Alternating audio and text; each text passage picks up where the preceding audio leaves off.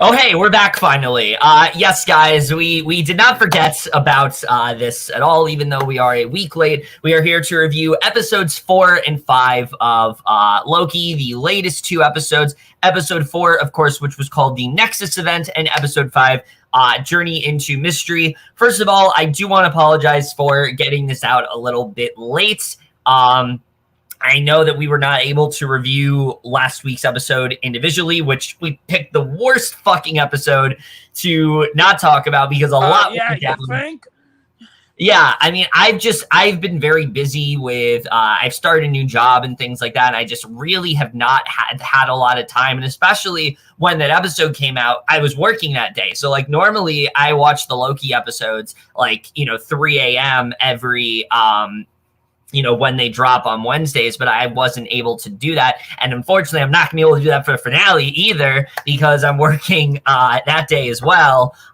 So I wasn't able to get round to it until a lot later than expected. So unfortunately, that's why we're doing this now. But at least we are here, Double Nine. That's what's important. At least we are here, which, but before we get into everything, let me introduce someone who technology is really on his side today, right? Technology is really on his side, just absolutely loves everything that he is doing.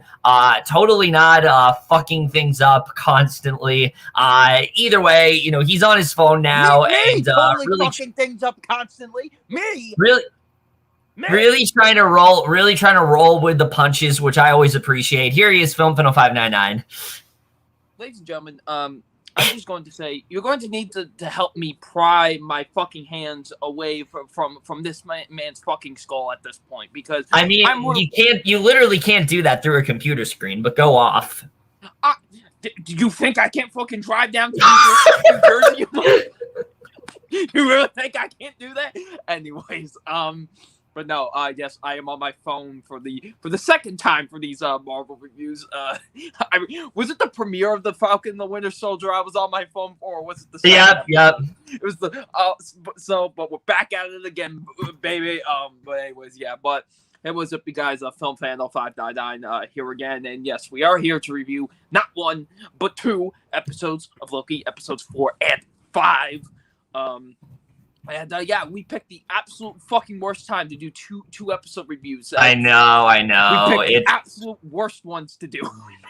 It wasn't ideal. I completely understand that, but like it's just what had to happen, just because of my schedule and whatnot. But let's get more into it.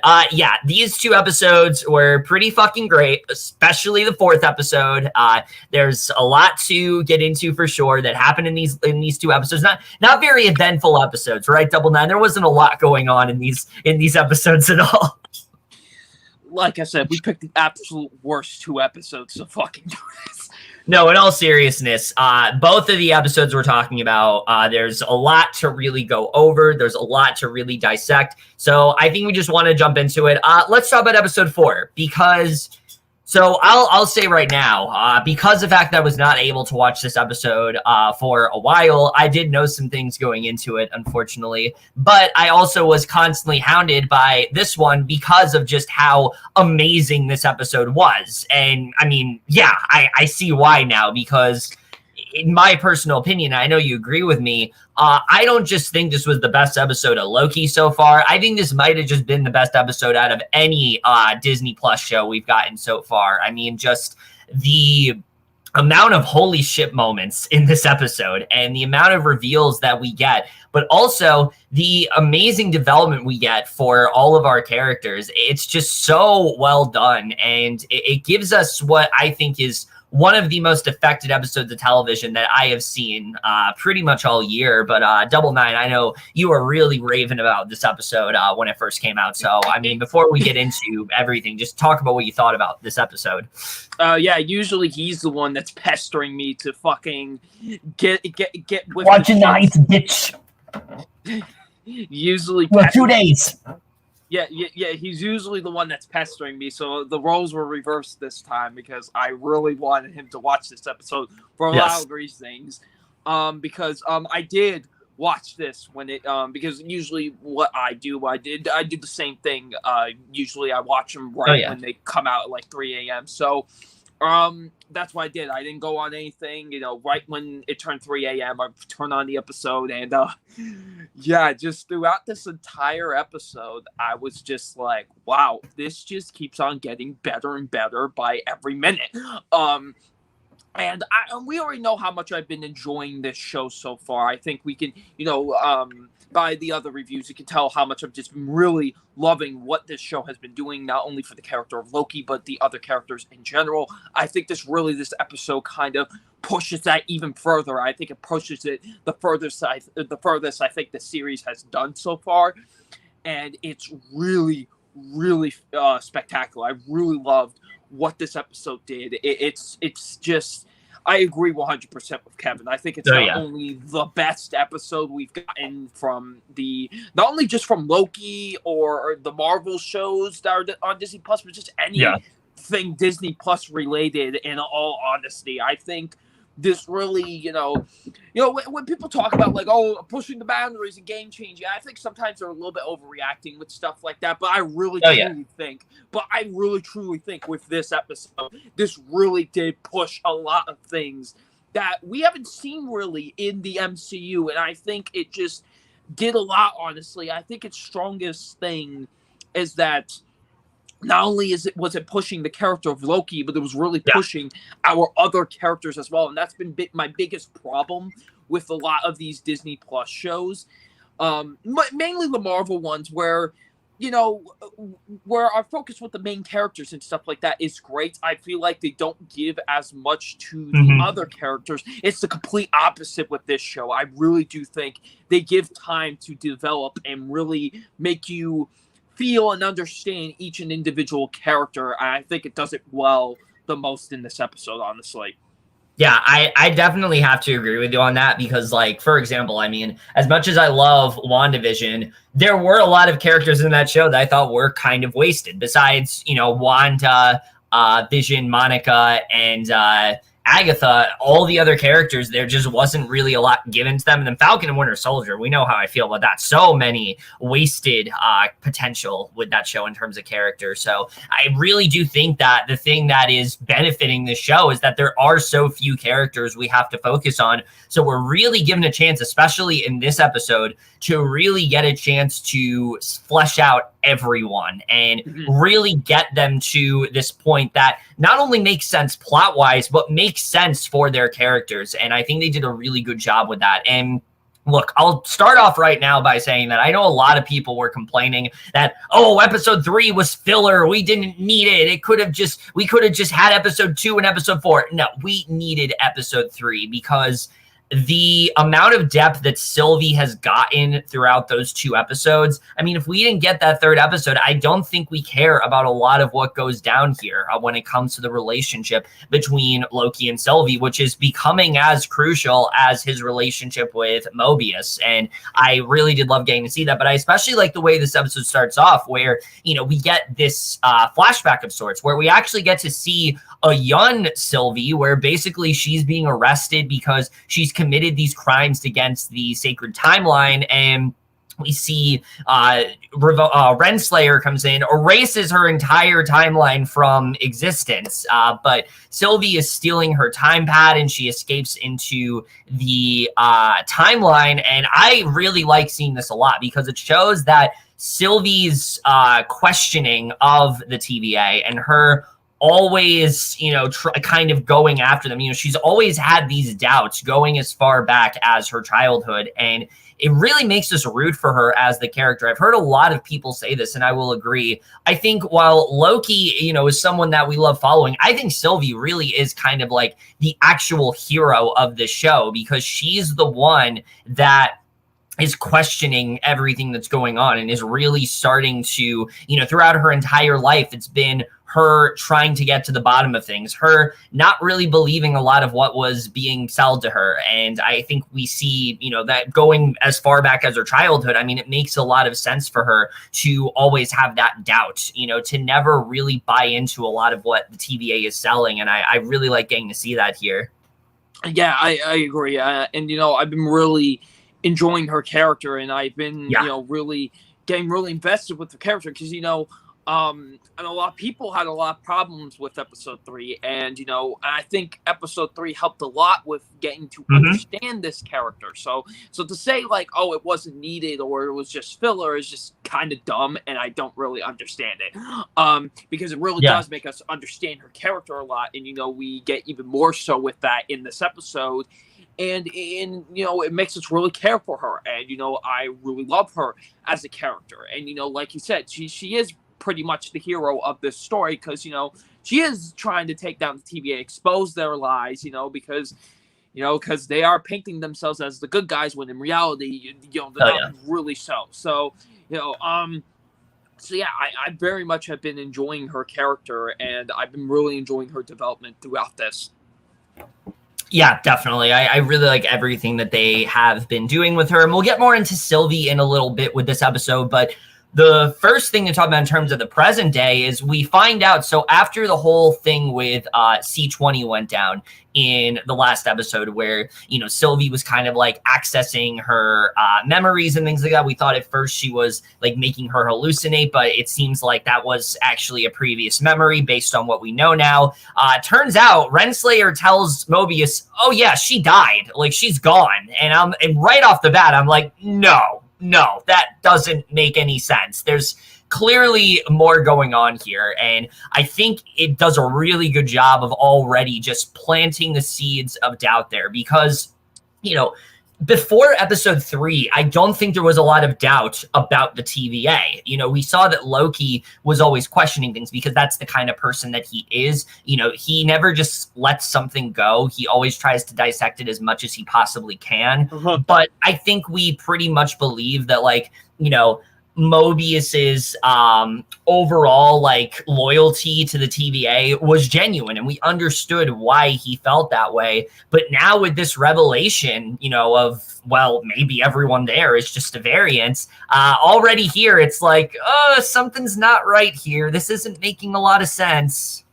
Yeah, when that does happen, it does. It's like, maybe this isn't a lie. Because even even what I said in the last episode review, that who knows? Maybe she could be lying about this, because they're fucking Lokis. So of course they're gonna lie to trick to get. But when she does say that, it's like, maybe there might be something more to this than we know. Yeah. And it does leave some questions. And Mobius starts to be like, I don't know, man. There's some suspicious shit is going down. And it's honestly really, really, it was really interesting. And I was even like, yeah, this seems fishy to me. Yeah, so I thought right off the bat they did a really good job of setting up that, maybe something's not right here. So basically, we then pick up where, after the events of the last episode, we knew there was a way that Sylvie and Loki were going to get off of Lamentis, but we see already they're starting to form this very deep connection where they end up creating a branch timeline, and basically it's this branch timeline perpendicular to the sacred timeline, and this alerts the TVA, who quickly rescue, but they also are arresting the pair. And we then get something really interesting that I didn't think we were going to see. We actually get to see Lady Siff, Lady Siff, a character that we have not seen since Thor: The Dark World. And I think it's interesting that we see her again, because people for years have been like, oh, we should have seen more with her. They should have done more with Jamie Alexander. Jamie Alexander was so good. And Jamie Alexander was great. I always thought there was more they could have done with her, but her character died. And I didn't think that they were going to really do much there, but no, we actually get to see her in this sequence where I guess Loki has cut her hair, and she's coming after him, and she's beating him up, and he has to basically repeat this same event over and over again. And to me, Double Nine, I mean, this is one of the most realistic interpretations of hell, which basically is where he is at this point, of hell, that I think I've ever seen. I mean, the idea that he is literally just getting kicked in the balls over and over and over again, no matter what he says to her, she still takes the same course of action, I thought was actually really poignant. And it's funny to watch, but I thought it was also a really generally good interpretation of what hell might be like, where you're just reliving like one of your most embarrassing moments over and over again. And this clearly was one of them for Loki. Yeah, it was. I had a huge smile on my face when I saw Lady Siff again, because that was the last fucking thing I was going to expect from this show. But it was great. I really enjoyed seeing her again, even if it's just for that brief moment. And yeah, the scene is really great, honestly, because you know, at first it's like, oh, it's funny, he's just going through a loop. He's going through a loop. It's he keeps on getting kicked in the balls. It's pretty funny. But then after a while, when like he's just like, man, I just want to get the fuck out of here, man. Like, come on now. Like it starts to become depressing in a way, because it's just like, bro, he's just like, come on. I just want to help out, and I just want to do something right. And it's just, it's a really good sequence, honestly. Like you said, it feels like it's his own personal hell in a way, and I thought it was a really great sequence. Yeah, I really like the way that was done a lot, particularly what ends up happening later on with that sequence. I thought was really good. Basically, we then get this scene with Mobius and Loki, and this scene, Double Nine. I mean, Owen Wilson has already been amazing in this show, but this scene alone like really solidifies just how good he is in this role, because we see he's interrogating Loki, and at this point, like, he's no longer like just like this guy that is idolizing him and loving everything he's doing. Like, no, he's legitimately like yelling at him at this point. He's very angry with what Loki has done. He keeps going off about how he doesn't really believe much of what he's doing. He's almost mocking his relationship with Sylvie, saying that it's not real, that, he doesn't believe in anything, when it comes to their relationship, and how Loki is always so narcissistic in that way. But we then see Loki for one of the first times in his life be genuine to someone when it comes to Mobius, where basically he tells him like, no, you're all variants, and this is what's going on here. And like Sylvie told me about, and you can see at first that Mobius, it doesn't want to believe this. And I took this as, this is something that is all he knows. I mean, he literally said in episode 2, the TVA is my life. He's brought that up a lot, and you really can see now why that's been such a crucial point of his character, because aside from the TVA, there isn't much to Mobius. He doesn't really know who he is besides that. And so hearing the idea that everything that he has devoted his life to is kind of a lie and was predicated on a lie. You can really see how, at first he doesn't want to believe this. Like, he's just shrugging it off. It's not a possibility. But I like how after this information, he slowly starts to come to the conclusion that Loki might actually be onto something. And I really liked the way that this was handled overall, where he at first sends him back in the time loop, but you can see that the gears are sort of turning in his head that, maybe he's not entirely off about this. Yeah, and, because at first when he does tell him this information, he's very much like, yeah, whatever, sure, dude, sure. But you can't really blame him, because like Loki has already like tricked him before with certain things. So like you can't really blame him for not initially believing Loki. No. And so, but then when, he does go back to his personal hell, he's kind of like, maybe he might be onto something though. So he's like, I gotta see for myself. And and that I believe that leads us into the sequence when he steals the temp pad and shit like that. Yep. And I do want to ask you a question though. When he first told Loki that Sylvie was pruned, did you believe him? Because I didn't. I didn't at first. No, I didn't. I thought that was just a way to just kind of get a rise out of him and shit like that. Yeah, he clearly just wants Loki to move on, not think about Sylvie, and it makes sense because that was his mission essentially. And so I really love how we get this scene with him and Renslayer, where Renslayer basically tells him like, you've done what you needed to do, relax. Now's your time to just sort of, kick back, you've completed the mission, and you're like, wait, he's completed the mission, but there's 2 episodes left. There's something not right here. And you can already see that there's something off when he starts to question about C20. And he starts to question about certain things that have happened. And she's just kind of like, oh, just keep drinking. You don't need to worry about that. Like, she's very subtle about it. And that's what I like about the character of Renslayer, is that, you know, we've gotten the sense that she has this relation with Mobius that is very genuine. One that, you know, she really cares about him. She really admires the work that he's done. But this is really, besides the opening scene, the first scene where you're like, yeah, I don't know if I'm buying what she's doing. I feel like she's hiding something from him. And when we get the sequence where he basically starts to realize, you know, that he steals the tempad, and not only does he realize that there's something not right here, but he actually sees a recording where we see C20, she's not losing it. And that is a huge contradiction to what, you know, to what he was originally told, where basically C20, you know, she's completely coherent. She's talking about the fact that she saw this other life. She knows that this other life exists. She wasn't hallucinating in that way. And I love this scene. I mean, C20 is a character.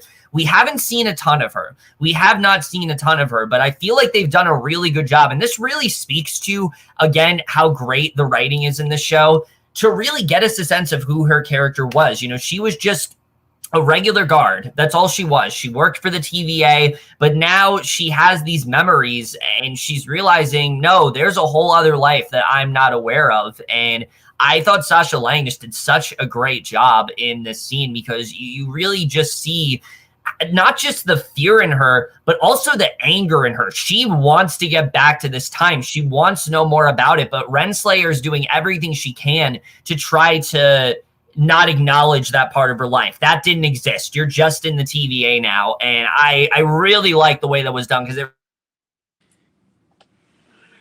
really changes up a lot of how the TVA, but especially when it comes to this character. I really love the way they ended up doing that. Yeah, I agree. I really enjoyed a lot of I really enjoyed this scene a lot. I think, you know, because we do see that she's not losing it. She's just, you know, like, hey, you know, hey, you're keeping some things from us. I don't like that very much. I really enjoyed that, you know, and then what you didn't really talk about is, like, when you see Mobius's face, like, shit.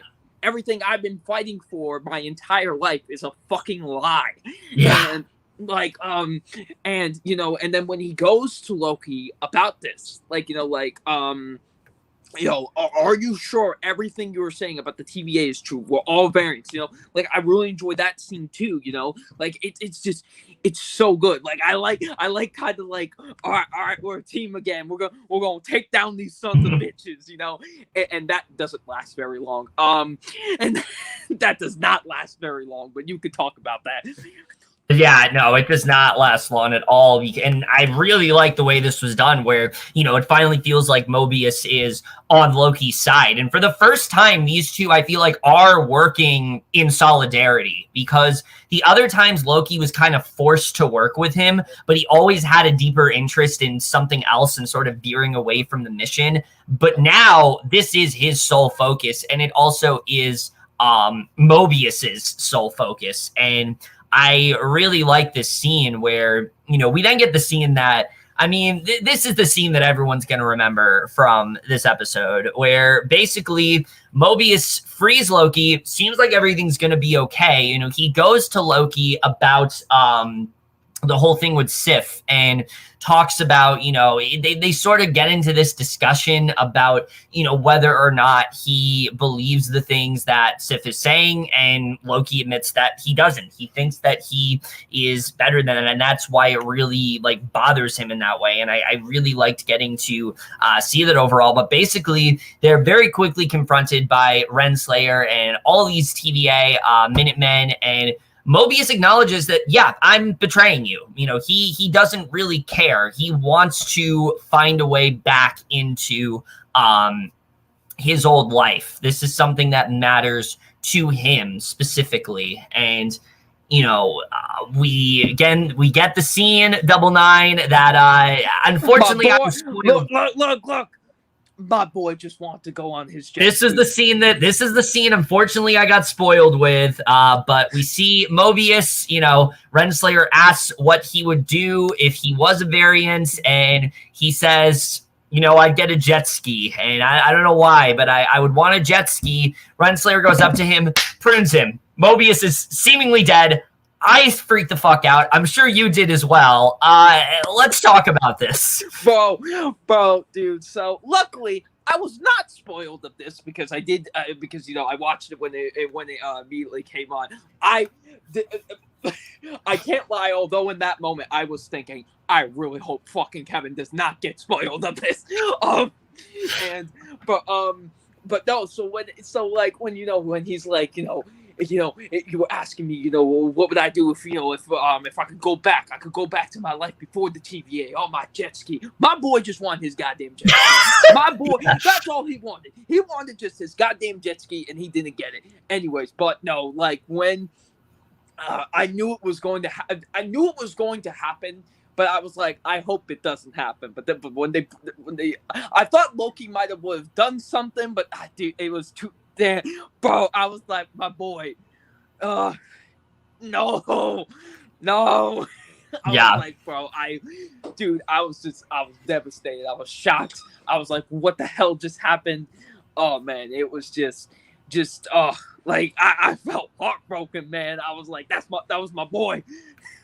Yeah, and I think what makes that scene that much more effective is that right before it, we get that other really emotional scene where we see Hunter B-15. She goes to Sylvie seemingly just to arrest her and doesn't believe anything that she's selling at first, but Sylvie tells her no, I can't create false memories. That's not something that I can do. I can, I can use mind control on people, but I can't create false memories. And so B-15 realizes that, holy shit, I have a whole other life outside of this. And similar to Mobius, I mean, just the reaction on her face when she realizes that there's so much that she doesn't realize and that she isn't in control of, and she wants to know more about this life, but also just the utter disgust that she feels towards Renslayer. I mean, it was just such an amazing scene, and Wunmi Mosaku, I mean, really got to show off her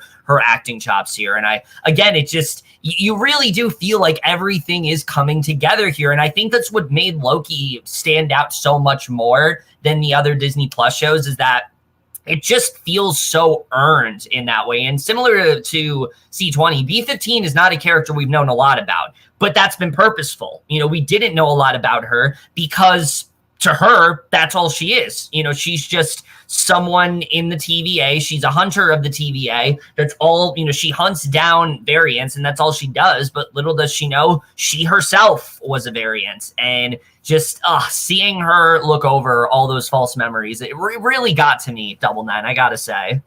Yeah, it was a really great scene. I really thought it was really well acted.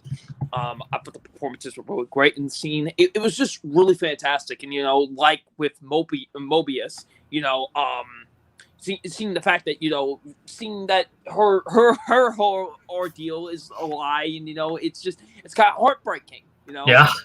These were all just variants and, taken from their lives, and just lied to, man. And, it was a really fantastic scene.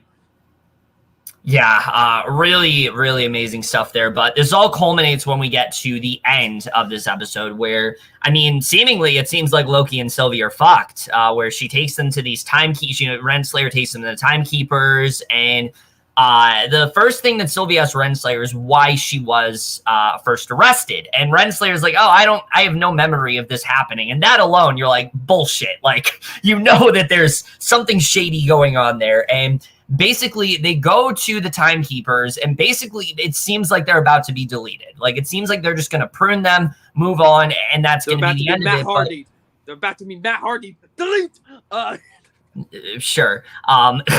But basically, B-15 comes in to save the day. She is now on their side. I really like getting to see that. And we get this scene where they start fighting all of the timekeeper guards. And look, we've said it before.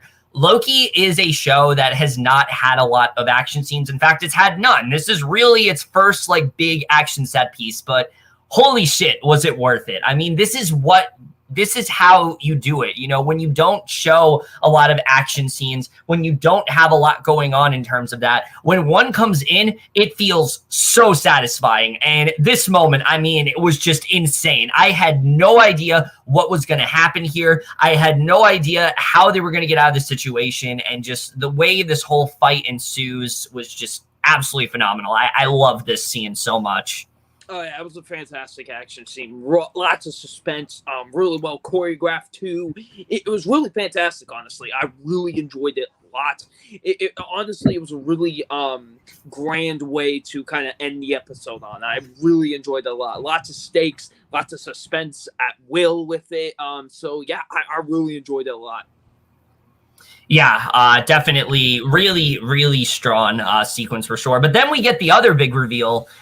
Where basically Sylvie goes up to one of the timekeepers, decapitates them. I was like, holy shit, she literally just killed the timekeeper. Turns out timekeepers are also fake. They're not real. They've been robots. Bro, I legit was like, dude, I was like, what the fuck is happening?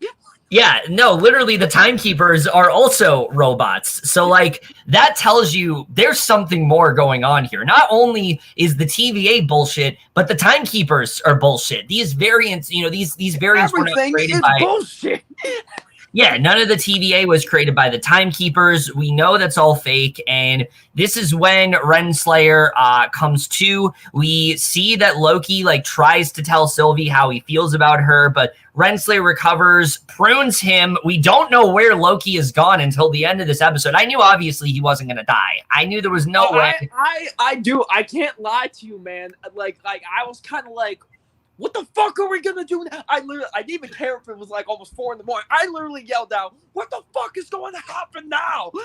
Yeah, I didn't know what was gonna happen either, but just the way the episode ends, where Sylvie overpowers Renslayer and says, "Tell me the truth, surrounding the timekeepers." I was like, yes, this is such a good way to wrap things up, and it's just so good the way they ended things there. And not only do we get that, we get the first post-credit scene of the show where basically Loki, he wakes up in this other world, and we realize when people are pruned, they don't actually die. They go to some other world, and that's where Loki is. He meets 4 other Loki variants who ask him to join them in order to survive.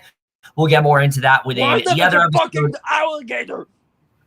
We'll get more into that within the other episode, but holy shit. I mean, what a way to wrap up such an eventful episode. I think we've really gone on about it enough, but like what they were able to do here, everything just felt so satisfying. And that's what really works about this episode for me. It's not just the fact that things are finally, you know, it feels like we are wrapping things up. I feel like this is the first Disney Plus show where it feels like we have earned this. You know, this is where it should logically go. And like there were definitely, you know, WandaVision, definitely they did a good job with that. But even WandaVision, there were points where it started to feel rushed. I have not felt that way about Loki. I feel like everything we've gotten here, you know, down to the reveal that everyone's a variant, down to the reveal that, you know, Mobius is a variant, the reveal of Mobius and B-15, them coming to that realization that they're not real, that they're variants. And then, of course, the ending with the timekeepers, them being fake, Sylvie getting to the bottom of things, Renslayer potentially maybe being the evil behind all of this. I mean, it all just feels so utterly satisfying. And again, it's because the show has done such a good job of slowly laying out these details to deceive you. And I think they've done a really good job with that. Like I said, the first 2 episodes, I didn't have any doubt of the TVA. You know, I didn't have any doubt of what they were doing. But knowing what we know now, I'm kind of curious to rewatch those 2 episodes and like see how this would play out, because yeah, there's a lot that doesn't make sense. And especially knowing what we know now, it's like it really changes your perspective on the show as a whole. Dude, yeah, I thought like just the way that everything kind of culminated into this episode, because, you know, what the problem has kind of been with these Marvel shows, I know we've talked about them, is that with the limited amount of episodes that they haven't really developed things really well. There has been times where it's like, okay, there's more that they could have done with this, there's more they could have done with that. With this show, I haven't felt that yet. With this show, I think everything has been placed perfectly and everything has been paced perfectly. And I've been really enjoying every minute of this. And I think this episode really drove things home for me. And, you know, well, I would usually say I can't wait to see what happens next in the next episode. But we know what happens next. But we already know what happens in the next episode. But I'm excited to talk about the things that we know that happens in the next episode when we do. Yes. Yes, which I mean, I guess we'll just dive into it, because I feel like we've talked about this episode a good amount. You know, we talked about what we've really loved about this episode. Let's talk about episode 5, because episode 5 is still a really strong episode for sure. Coming off the heels of episode 4, I mean, obviously it's not as good, because episode 4 really feels like kind of the peak, you know, like it feels like this is as good as it's going to get, but maybe not. We still have episode 6, episode 5. We still have the finale, so who knows? Oh, yeah. Episode 5 is still a really strong episode. There's a lot that really went down in this one. What did you think of this episode overall, Double Nine? I don't even know if I can call this a cool down episode, because like, no, definitely not. Just as much shit happens in this episode than it did. As it did in the last. So but it's really great. I really love this episode a lot.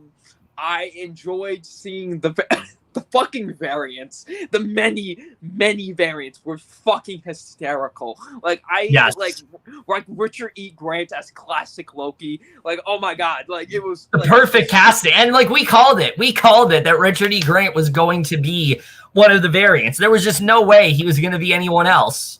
It was so great. I loved him in this. He just fit the part so perfectly. And you know, my boy Alligator fucking Loki. Like, it was all great. Like I really enjoyed those variants a lot. Like it was such a nice add for this episode, honestly. Like, and you know, having to see this variant of Loki, having to interact with them, and having to, you know, be really trust them was really great as well. I really enjoyed that as a lot. Yeah. Honestly, I thought it was really great. It was definitely one of the strongest points of this episode for me. Yeah, I really enjoyed what they ended up doing with all the variants, not just because of the fact that, like, obviously it's fun to see him interact with all these different versions of himself, but it also shows different paths that Loki could have maybe gone on, where, you know, for example, classic Loki, he talks about how he loved his brother. You know, he had this loyalty to his brother throughout his entire life, but he also didn't know what to do afterwards. And so he got caught by the TVA, been placed in, basically went on the run. He's basically been missing forever. And now he's basically grown up like inside this world. And I thought there was a very interesting perspective on things, and I really liked getting to see that overall. This version of Loki was one that I really found myself drawn to, but then you contrast that with like Kid Loki, who his whole thing is he just wants to, like, you know, do deceptive shit. That's his entire thing. And he killed Thor. He literally killed. Yeah, his whole thing is that, oh, well, I killed Thor. Like, that's his whole thing. He killed Thor. He was, like, arrested by the TVA, and, like, they pruned him, and they sent him to the void, and, like, he's basically befriended all of these other variants, and I found this version to be a very interesting one, because obviously, you know, one of the big points of Loki has always been his relationship with Thor, and you take that away, and you kind of get to see what Loki would turn out like. And I really liked what they ended up doing with that. Boastful Loki, I thought was interesting, although I didn't really feel Boastful Loki was not the one that stuck out to me as much as the other two. I still thought that he was a lot of fun to watch, but I mean, we got to talk about the one that I know you're most excited for. Fucking alligator Loki. Bro, like when I saw that, because I didn't notice the alligator in the last episode. I didn't either. So when they said like, oh, there's an alligator, I'm like, there's an alligator version of him. Like literally, it's a fucking alligator with a horn helmet. It's incredible. I love it. It was just like see goofy shit. I like goofy shit like that. Like it's so funny. Like I like it was just like an alligator version of him. Only this fucking show. It was great, and you know. I don't know. It was just really interesting because, like you said, they all have different paths, you know, and they've all been through different things, you know, and it's really great to see that, honestly. And the whole fucking sequence where I don't know what variation we call this Loki, but the one that kind of had the vote for me pin and stuff. Oh, like President Loki. Who I was glad we finally got to see. Like I remember watching the trailer. Which I like. Man, the marketing team was so fucking smart with this. Yeah, I loved how this was marketed as like a way like, oh, this is gonna be the variant you see in the show. No, this is a completely fucking different variant just in general. Yep. Like I love that. That was great to see. So like, because I thought what was gonna happen in this episode, like, you know, Loki builds an army, you know, and like, you know, but when he tries to come out of the place, and when we see him, I'm like, oh shit, it's another variant of him. So, yeah. So like, I liked that. Like, I like shit like that. Like that shit's cool because, like, you know, and that whole fucking sequence, like, when the alligator bites his fucking hand off. Oh my god, bro, it was so great. I enjoyed every minute of that. Yeah, I thought that was, and when he's like, why is there an alligator in here? It's so great. Why is there an alligator? Yeah, it was so good. I loved what they ended up doing. Him bonding with all the different Lokis. Really well done. But obviously, during all of this, we also have Sylvie and her really just trying to get to the bottom of things, trying to figure out, you know, what's going on here. She's interrogating Renslayer, but Renslayer is also clueless, it turns out. She actually doesn't know a lot of what's going on here. She basically tells her that, like, Loki's still alive. She knows that, but she doesn't know what's really caused all of this. And basically, she decides to turn to Miss Minutes, and this gives her to, you know, retrieve this classified information about all the origins and things like that. And Sylvie realizes that no one can actually cause any Nexus events in the void. It's just not possible. It can't happen. And when Sylvie proposes to go through the void, we see Miss Minutes is like searching for all these fake files, but she summons this whole team of Minutemen, and Renslayer ends up betraying Sylvie, and basically she surrenders herself into confinement in a time cell. And I don't know about you, but I get the sense that, like, there's a higher up when it comes to Renslayer. Like, she is someone's superior, and we don't know what that really is about, but I feel like she's sincere when she's like, I really don't know what this is all about. I think there's someone else that maybe she is subservient to that we haven't met yet, and I think we're going to very soon. Yeah, I'm very curious to see what that higher power is. Yeah. Like, it's going to be because I have no idea. I don't know, you know, what could possibly be this higher power. So I'm very curious to see where that goes into with the finale. Yeah, and honestly, like, I think it's a real testament to the show that, like, we still haven't gotten this reveal, and I don't feel, like, worried that it's going to be rushed, because, again, I feel like it's something that the show has very much earned in that way. You know, we thought maybe Renslayer was, like, the villain in all of this, but I feel like she's just as vulnerable in this situation, because there is a lot of stuff that she did not know about, and I'm excited to dive more into her point of view. But basically, Sylvie does end up in the void, which is near this presence called Alethith. This is a huge, this like villainous presence they keep mentioning throughout this entire episode. And basically she ends up coming into contact with Mobius. Mobius is not actually dead. Very happy that, Queen, baby.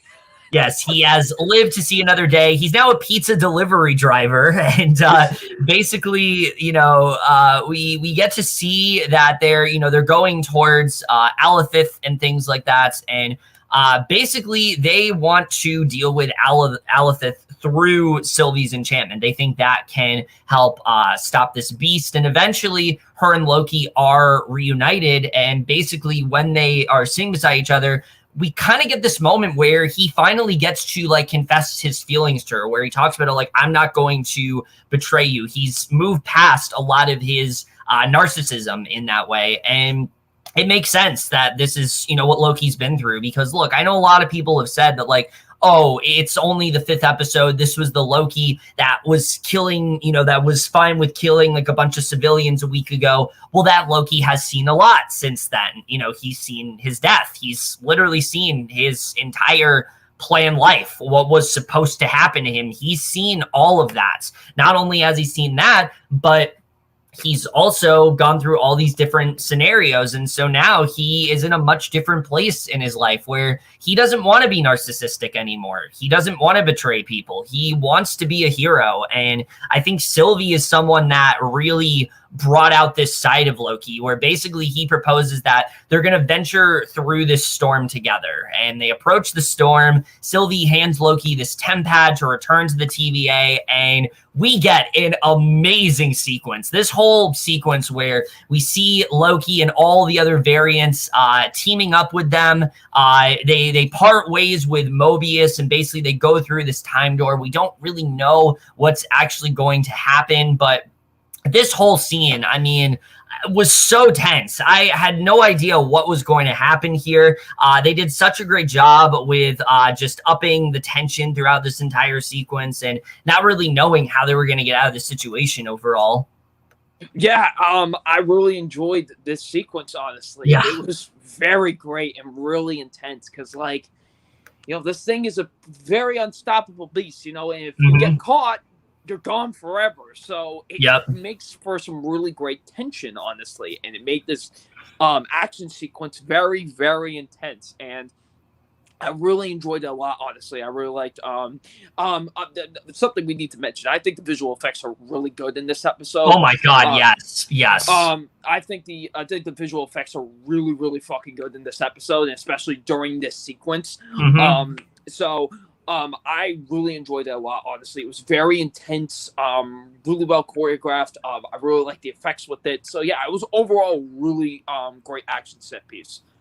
Yeah, and then unfortunately, while this is all going down, we got to lose Richard E. Grant in the process. He unfortunately, he goes away. He sacrificed himself, and it was a very unfortunate moment because I did really want to see more of him. I'm not gonna lie. I think this was a character they maybe could have done more with, but I think it's good because it shows what could happen. It shows what could have really happened to these characters and just what they're truly up against. I think they did a good job with really showing that here. But basically the storm neutralizes and we see this portal, and it's in this castle beyond the end of time, and Loki and Sylvie don't really know what they're about to approach, but they know that this is probably going to finally give them that answer to like what's behind everything. And that's the way things wrap up, Double Nine.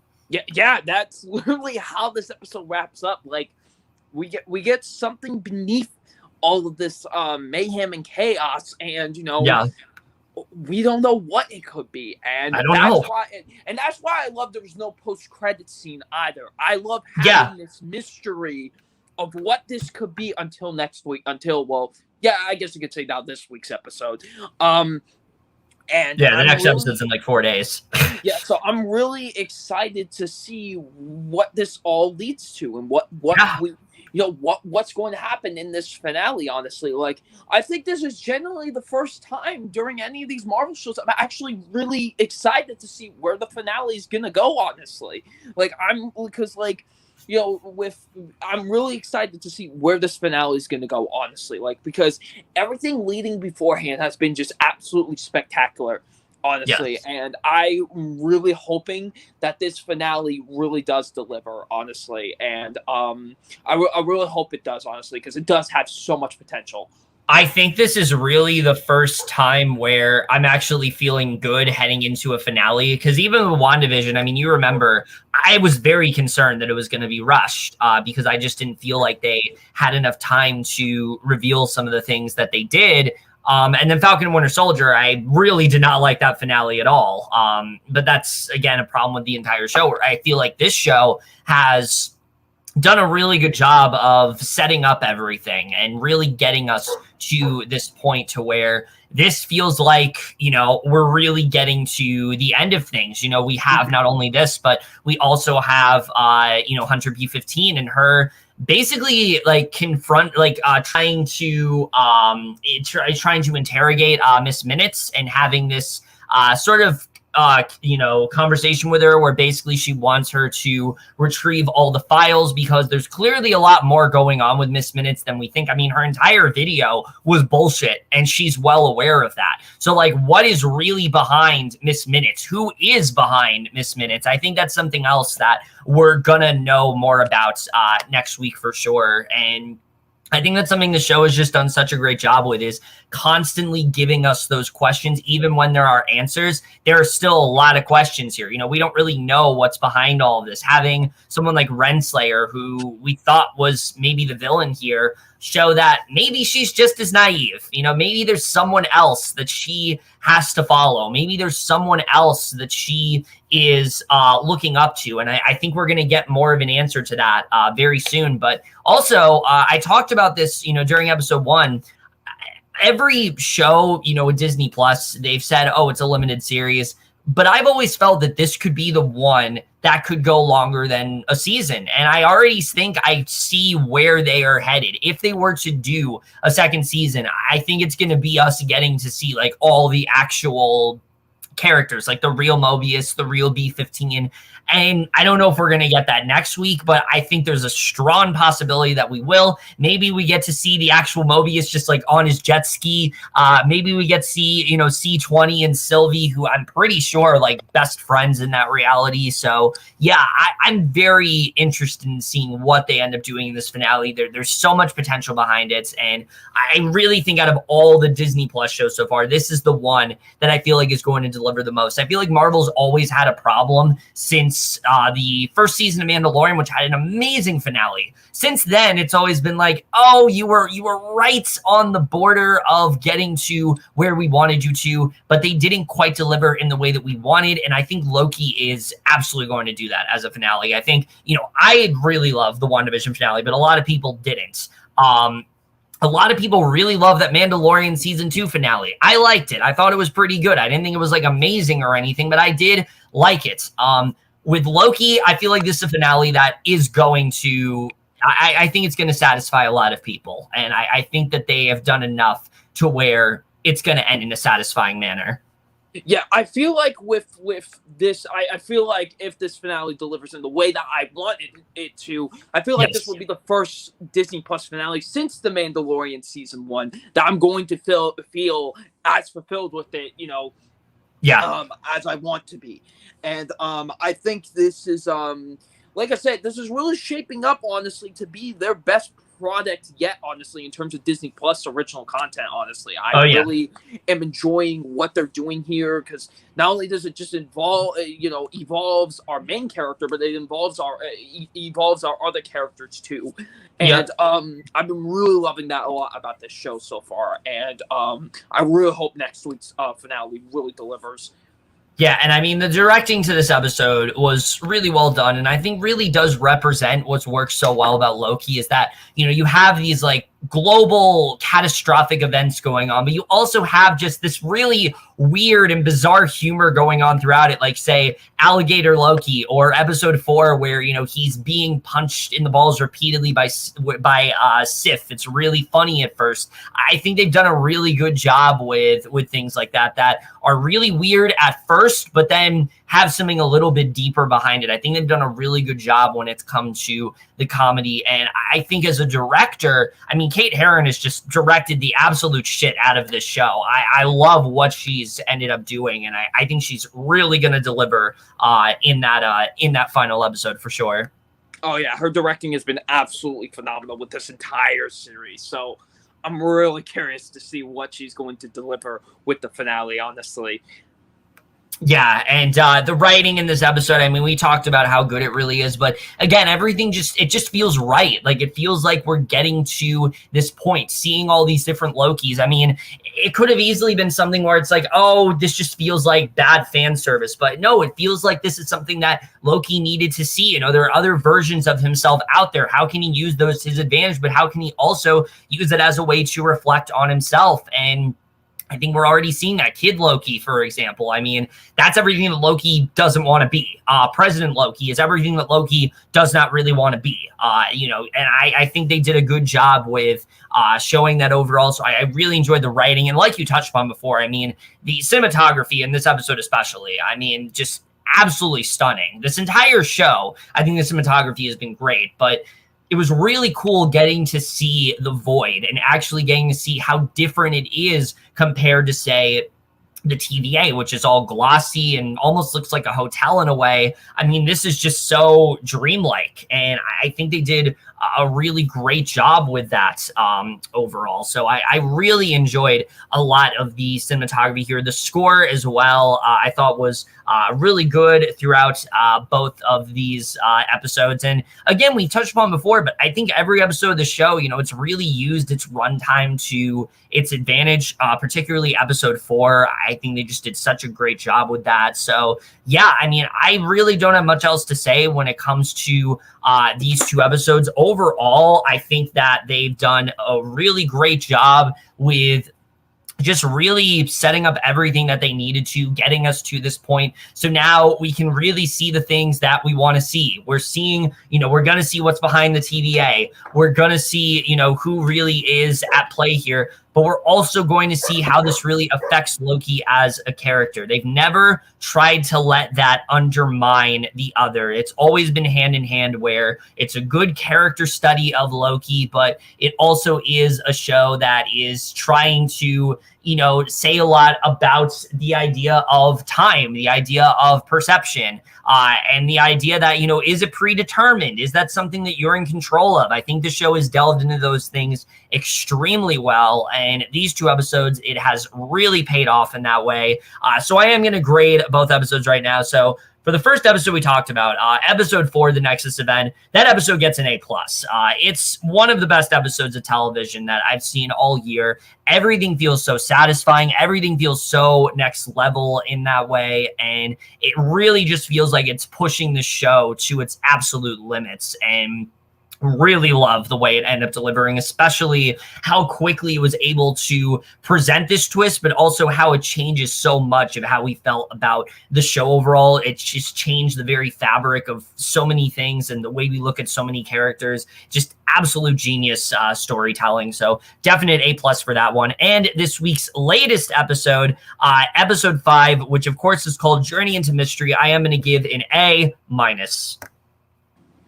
Alrighty, episode 4, just absolutely fucking phenomenal from pretty much start to finish. I really loved pretty much everything about this episode.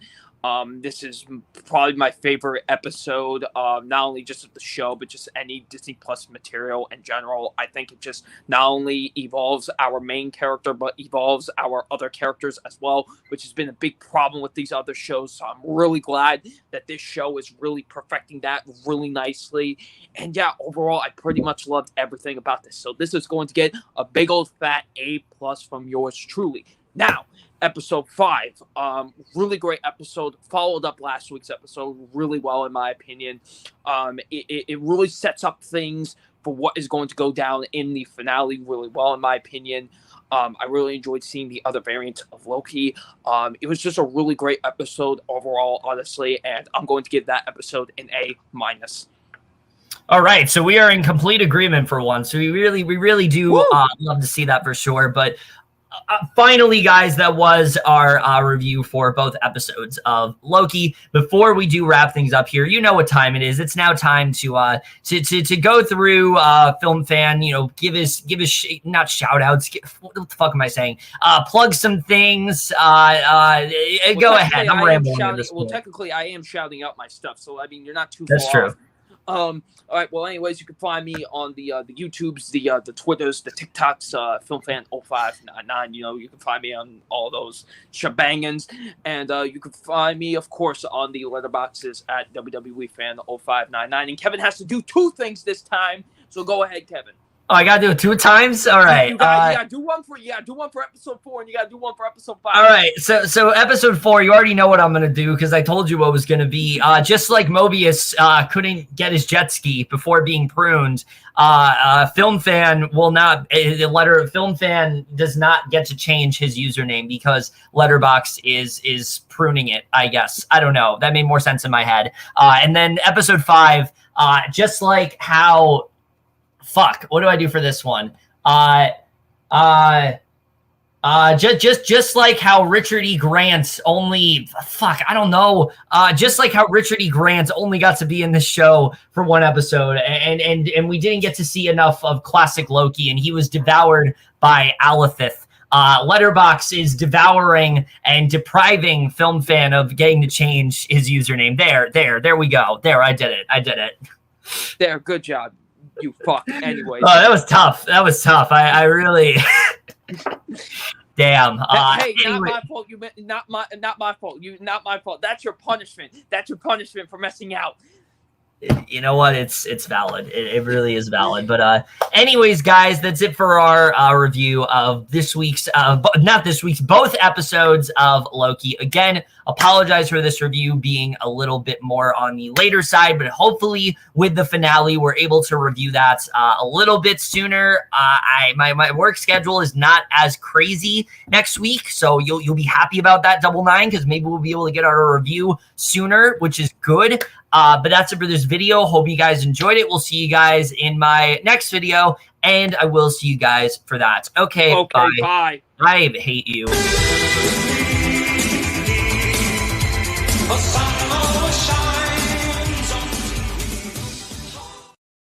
It's a motherfucking alligator.